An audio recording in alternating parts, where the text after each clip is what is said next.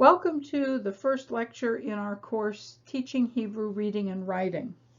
The first couple of weeks we're going to be looking at some general aspects of reading. This week we're going to begin with an examination of the scientific basis of reading, and in particular the neurological processes that are involved, and what neuroscience has been able to teach us about reading in the last decade or so.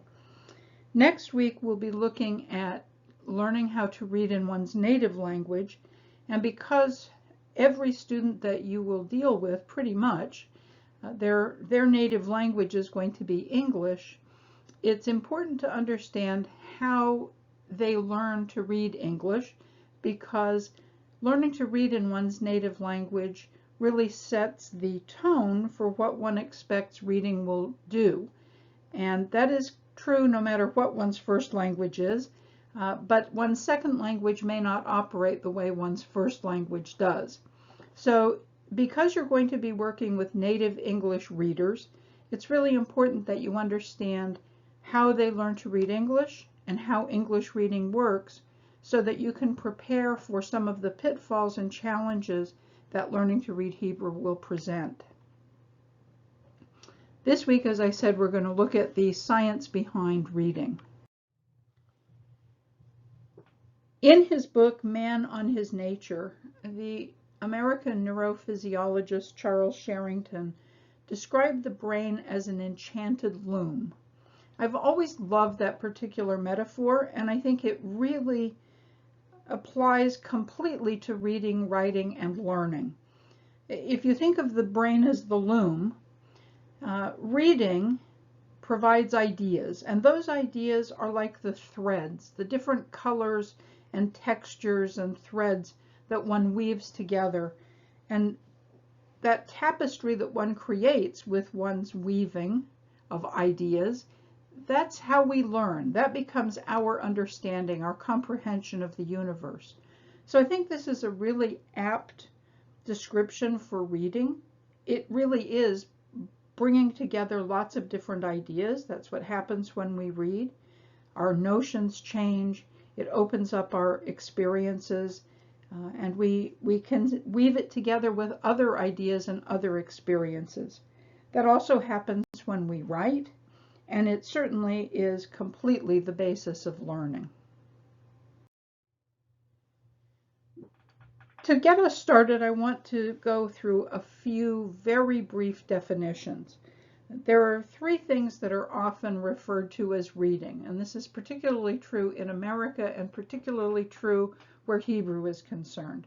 But they are three distinct things, and we really need to treat them distinctly because they require different skills, and even when they use the same skills, they use them differently.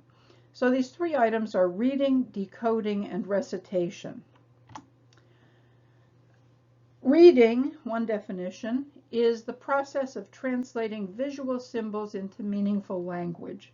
That's the definition that William Gray came up with in 1956. It's a definition that I really like because it applies to every reading system, every language that one can deal with. But it's not the only definition. There are lots of others, and pages 13 through 16 in the textbook provide a number of different definitions of reading, as well as the criteria for how reading could be defined. Distinctly different from reading, but also part of it, is decoding. Decoding is the process of translating visual symbols into the sounds they represent. We would refer to this as phonetic reading. It's the ability to know what sound the letter makes and how those letter sounds are combined together to form words. Decoding also is the basis of all reading. And the third notion is recitation. Recitation is the fluent production of a practiced piece of text. You may have had the experience in elementary school of having to memorize a short poem and then perform it in front of the class.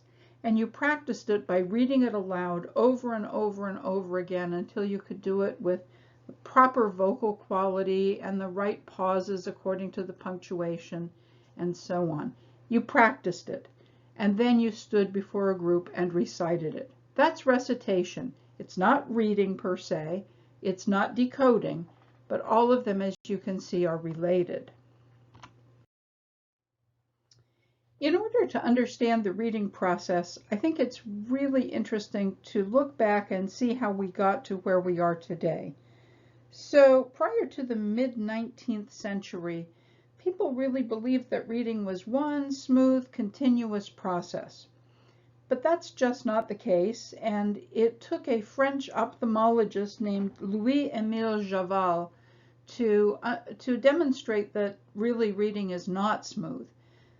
Javal was looking at the eye movements of adult facile readers, people who really were experienced, who were good readers, not beginners, and he noticed that their eyes were not moving smoothly across the page. They were making a series of quick, jerky movements that alternated with brief pauses. Those quick, jerky movements are known as saccadic movements, and they alternate with brief pauses known as fixations. And that Javal also noticed that periodically the readers, their eyes would backtrack across the line of print, fixate briefly, and then move forward again. This was the first time that we really understood that there is something happening within the eyes and the mind that make it a more complex process than we understood it to be. Subsequently, in 1885, again working with adult, competent, skilled readers, J.M. Cattell realized that whole words could be recognized as quickly as individual letters. He did this by timing them. He would flash the letter on a screen, and however long it took the subject to read it, he timed it, and he did the same with words, and he realized that they could process whole words as quickly as letters. Another psychologist, Edmund Huey, discovered that in reading words that are written in Latin letters, which is what we use for English, the first half of the word is more important, and also the upper portion of the line of print is more significant. And he did this using a whole series of experiments in Gestalt psychology to understand the properties of close, which is the way that the brain supplies information for things that are missing. All of this led reading researchers in the English language to conclude that whole words are read as quickly as individual letters, and that the emphasis on reading in English should be on learning whole words rather than individual letters and their sounds. Unfortunately, they were unaware or not completely aware of research that had gone on in Germany.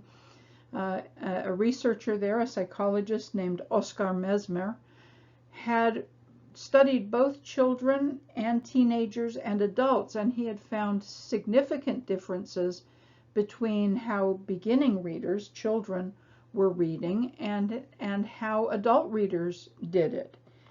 He actually came up with the notion that there was a three-stage process, and that beginning readers, those in the first stage, process everything letter by letter and sound by sound. In the second stage, as they're becoming more familiar with a great number of words, then they can process those words more holistically, but are still reading unit by unit for much of their reading. And that only when the third stage is reached, where the reader has had a lot of experience reading in their language, it's then and only then that they are really reading words holistically. If that research had been better known in America, the history of reading and reading issues in this country would be completely different. And in fact, one single researcher, Walter Dearborn, mentioned Mesmer's work in his own study. Dearborn was looking only at 3 children, a 10-year-old, an 11-year-old, and a 12-year-old, but he recorded the differences in their reading and referred back to Mesmer's work. Unfortunately, Mesmer's work was only published in German, and because of that, most of the American researchers never read it.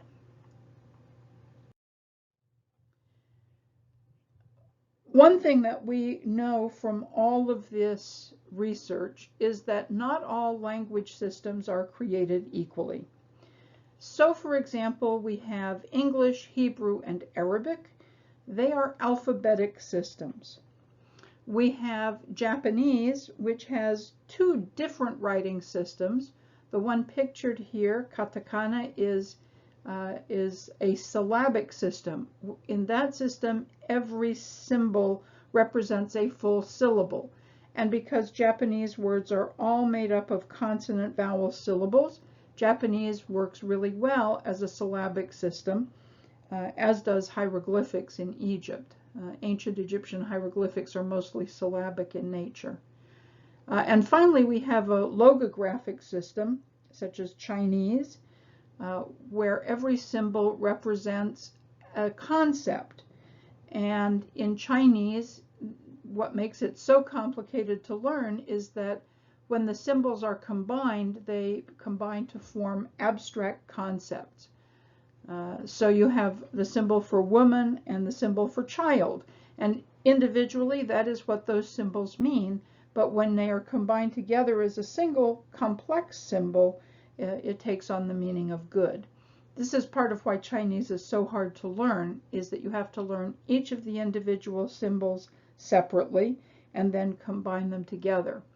One would think that all processing in Chinese would not be phonological. There'd be no phonetic element to this at all. But we have discovered, thanks to neuroscience, that even Chinese, with its logographic system, even Chinese has partial processing that is phonological. So, knowing that there are differences between languages, the United Nations decided that they needed to have a study to determine what reading is and how it works in different languages. And so they hired William S. Gray.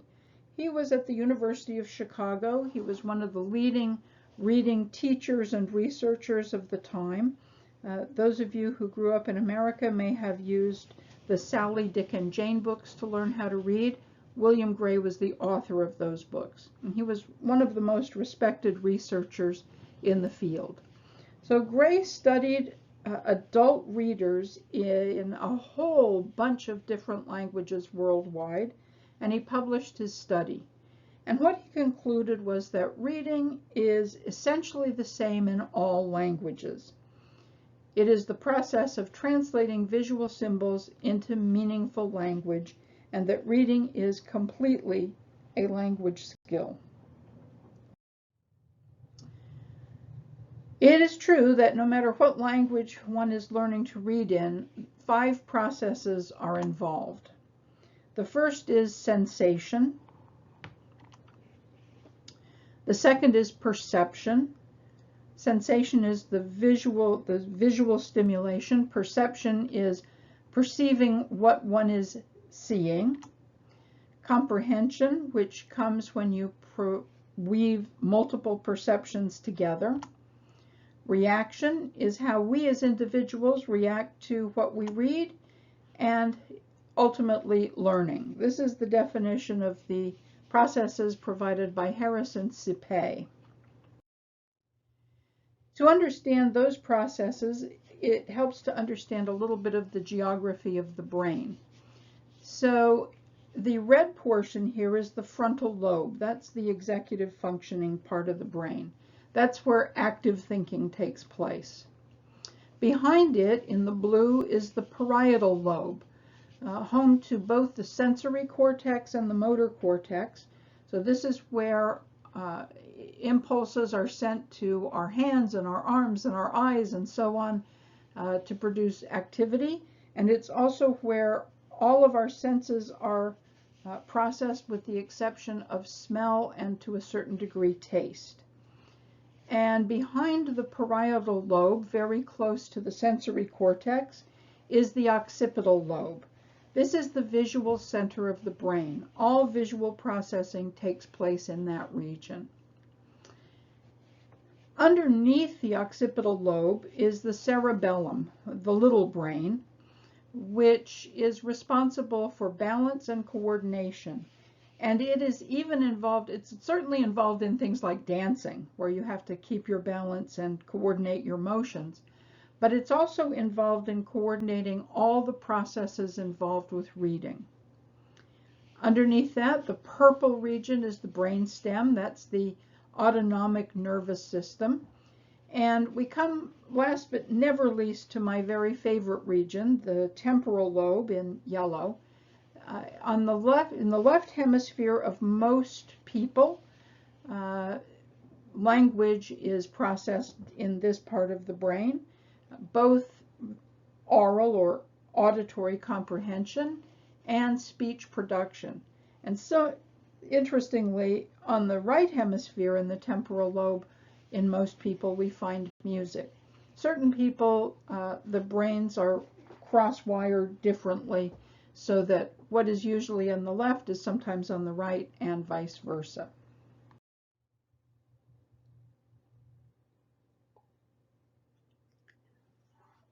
So sensation is the sensory part of the process. The eyes look at a series of marks on contrasting background. Light from the page is reflected to form patterns on the retina. Those patterns create chemical changes within the retina, and that generates electrochemical impulses that go across the optic nerve to the occipital lobe. During reading, as we mentioned, the eyes progress in saccadic movements, alternating with fixations. It's only during fixations that one actually sees the print. And periodically, the eyes may backtrack and fixate. Those are known as regressions.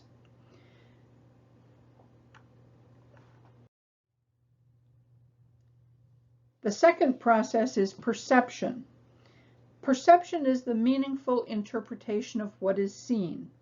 So in the occipital lobe, the brain determines what form the image is. Is it a picture?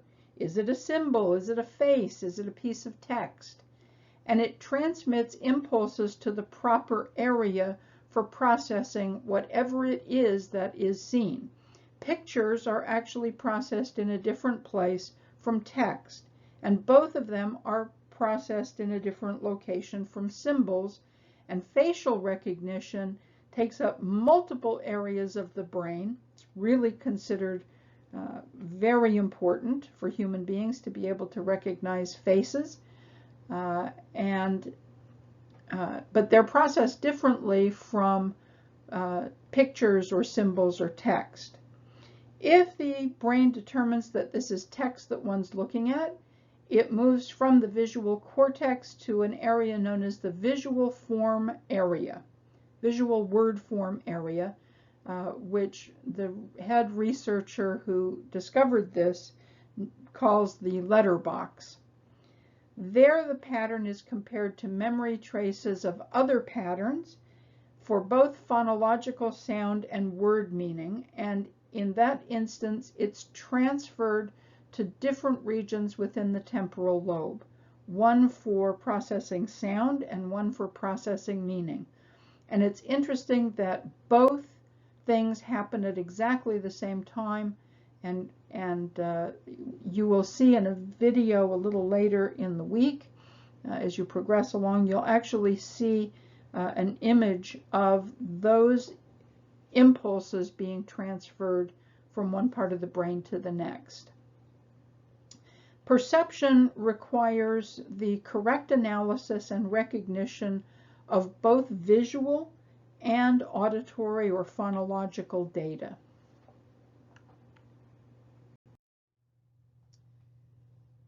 Comprehension is what happens when a series of perceptions are fired rapidly and are put into sequence, allowing the reader to recreate the writer's ideas.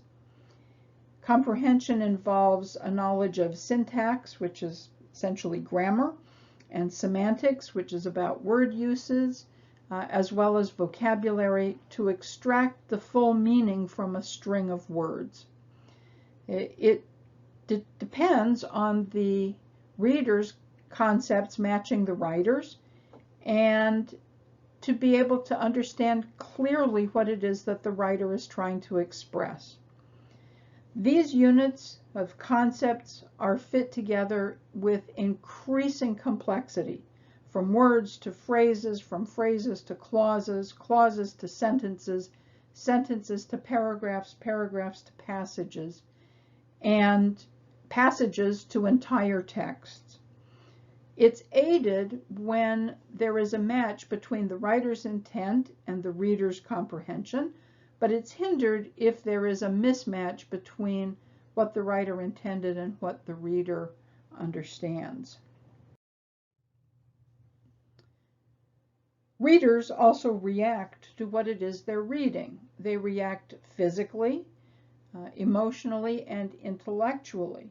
In the early stages of reading, readers tend to read words out loud, and as they gain experience, to start to read more silently. But even silent reading often involves motions that take place in the lips and the larynx, even if those are done without any sound, and that is known as subvocal reading.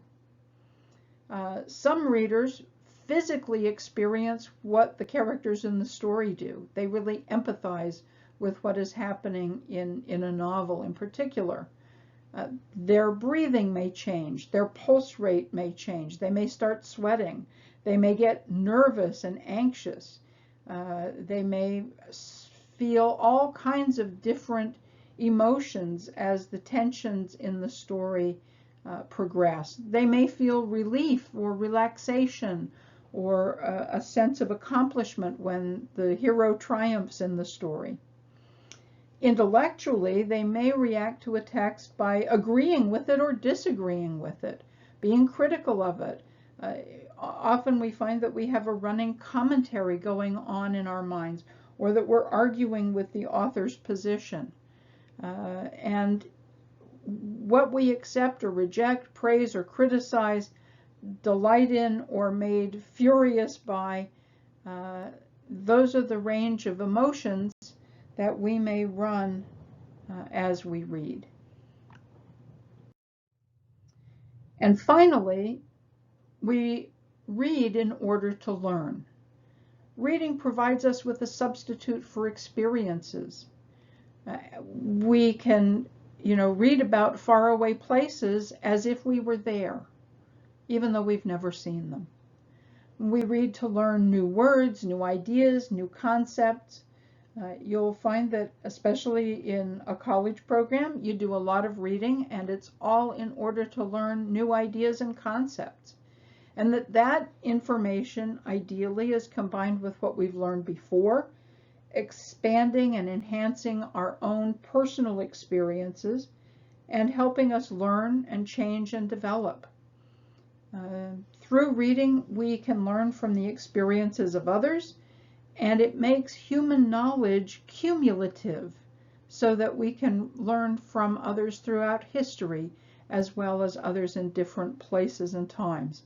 So I like to say, first we learn to read, and then we read to learn.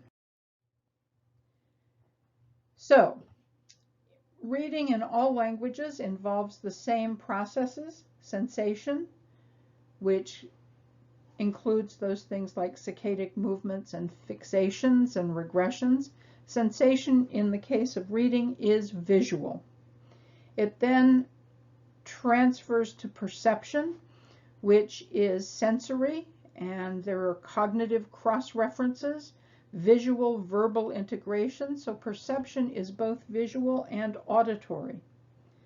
It then goes to comprehension, which includes lexical, which means understanding words, as well as semantics, word meanings, and syntax, or syntactic comprehension, which is understanding how the grammar works to create meaningful concepts. We react to what we have comprehended physically, emotionally, and intellectually, and eventually we use reading as a way to learn more. It's a complicated process, but as adult, mature readers, we forget just how complex it is. We look at a page and read it very quickly, very automatically, and we forget what a terrible struggle it is for beginning readers to master just the basics of it. Steinbeck actually speaks to this in his quote here, reminding us that beginning readers are plodding. It's a plodding process and difficult to master. So we looked at Gray's investigation. Subsequent investigations have determined a number of things about beginning readers. First, beginning readers and mature fluent readers do not read the same way. We knew that as far back as 1904 when Mesmer was doing his studies on readers at different levels. But Mesmer's theories and his conclusions have held up over time. We do know that there are big differences between beginning readers and fluent, mature readers. And even though the same processes are used at all stages, they're applied differently. Beginning readers rely much more on sensation and perception, and mature readers are already involved in the higher cognitive processes. They're still, you're still going to encounter a word that you don't know. You may have to sound it out. Well, then you go back to that unit by unit, sound by sound, letter by letter look at things. But that happens less and less the more one reads and the more one learns. At the same time, oral and silent reading are both kinds of reading, but they are very different. The processes are applied differently when one reads silently than they are when one reads aloud. Reading aloud tends to be much slower than silent reading. We also know that not all alphabetic systems are created equal. Even Gray found that there were differences. I'll give you an example. English has 26 letters, but it is highly inconsistent. I mean, just think about how OUGH words are pronounced. Every one of them is pronounced differently, pretty much. Hebrew, on the other hand, has 22 letters and 4 that represent 2 different sounds, 5 final letters, and 9 vowel signs, but the system is highly regular. In fact, the only alphabetic system that is more regular than Hebrew is Finnish, which has a pretty much a perfect one-to-one correspondence. In Finnish, every symbol makes one sound and one sound only, and only that symbol makes that particular sound. Hebrew, we have a couple of symbols that represent 2 sounds, as opposed to English, which has 26 letters and practically each one represents a variety of things. So what Gray discovered in his study of readers is that readers of Hebrew and Arabic make longer fixations and more frequent regressions than readers of any European language, which is really quite interesting. It says that something is happening with Hebrew that requires a greater amount of visual processing, and that's something that we'll be looking at in a couple of weeks. So, how all of this connects to the whole notion of teaching language is that there are 4 different language skills. Communicative language approaches think in terms of teaching all 4 of these skills pretty much equally. Listening, which is passive and receptive. It's understanding what you hear. It's oral processing. Speaking, which is active and productive, it's related to listening. You listen and you respond by speaking. But speaking is active and productive. It's oral. It uses the mouth. Reading, like listening, is passive and receptive, but reading is primarily visual. And writing is active and productive, but it's kinesthetic. So each of the four skills, the four language skills, appeals primarily to a different sensory operation: hearing, speaking, seeing, doing. But there are two that are passive and receptive, and two that are active and productive. And because of that, even though each skill is unique, they also have some really interesting differences. So, for example, listening and speaking are skills that are actually hardwired into the brain. You put a human baby into a community that speaks a language, and that child will learn that language. The brain is hardwired to do this. The brain is not hardwired to read or write. Those are cultural artifacts. There's something that they're not innate.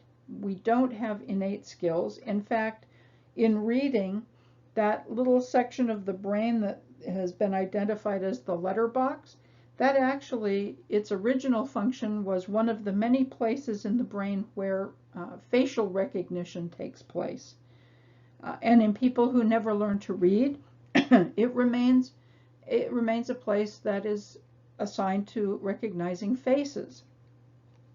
But when we learn to read, that area of the brain gets retasked, repurposed, reassigned to processing text, printed text, so that we understand that what we're seeing goes directly from there to the occipital lobe where it's processed for language. So reading and writing are not hardwired in the brain. They're not innate. They have to be learned. By the same token, listening and reading are both passive, receptive activities. It's just that listening is very fast. People speak at an incredibly quick pace, and when you are processing that auditorially, you have to be able to do it really quickly to keep up with speech. By the same token, when you answer, you have to be able to speak quickly. But if you add in extra time, reading allows you to process all that information at a much slower pace. That means that you can process it in a more in-depth way. Similarly, writing allows one time to think through what you mean and to try to figure out the best way to express it. So that extra time means that writing is actually very good practice for speaking without the time pressures. In the same way that reading is very good practice for listening comprehension without the time pressure of having to do it. So reading and writing are both really integral ways to facilitate oral comprehension and oral production. So we end with where we began. This week you'll be looking at how this Enchanted Loom is brought to bear on the process of reading, and look at some of the really interesting videos about how the brain actually does what it's doing as you read this sentence. And with that said, I'll talk to you next week.